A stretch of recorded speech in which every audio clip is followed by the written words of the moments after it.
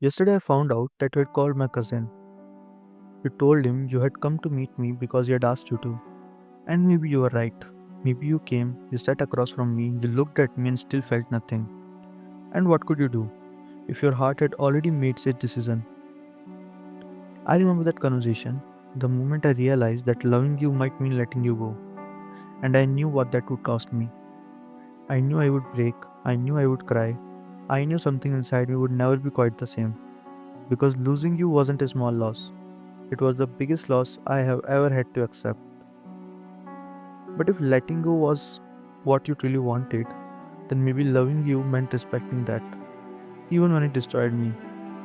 So I made myself a promise I would not call, I would not text.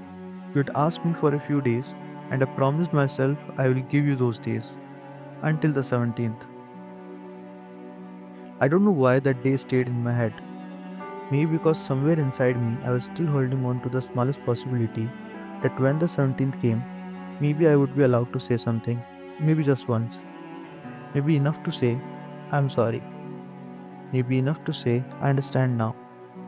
But today was the 17th, and today I saw your name disappear. I saw the sign that told me you had blocked me, and somehow that hurt more than I was prepared for. Because you knew what day it was, you knew I had promised not to reach out until today, and maybe that's why it hurt so much. It was not just being blocked, it was the feeling that the door I had been quietly counting the days toward had already been closed.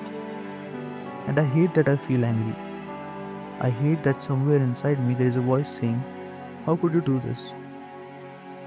How could someone who once knew my heart so well make me feel so completely unwanted? For a moment, I did not feel sadness. I felt betrayal. Pure, ugly, painful betrayal. And maybe that's unfair.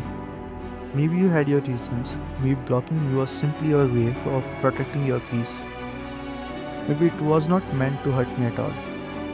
But pain does not always care about what was intended. Sometimes it only knows what it felt like. And today, it felt cruel. I hate you for a moment, and then I hate myself for saying that. Because beneath the anger, there is still love. That's the part I do not understand. How can the same person make you feel so much love and so much pain on the very same day? Yesterday, I was trying to accept that I had to let you go. Today, I realized you might have already let go of me completely. And maybe this is the part I needed to learn. I cannot control when someone leaves. I cannot control whether they miss me. I cannot control whether they remember what we were. And I cannot make someone keep a door open just because I'm not ready to stop standing outside it. So tonight, I'm angry, I'm hurt, I'm disappointed, and yes, a part of me still does not understand how we became strangers. But tomorrow, I'll still wake up, I'll still carry this pain, and somehow I'll keep walking. Because maybe letting go is not one beautiful moment where you suddenly stop loving someone. Maybe it's this, a thousand little moments where you slowly learn that loving someone does not mean you get to stay.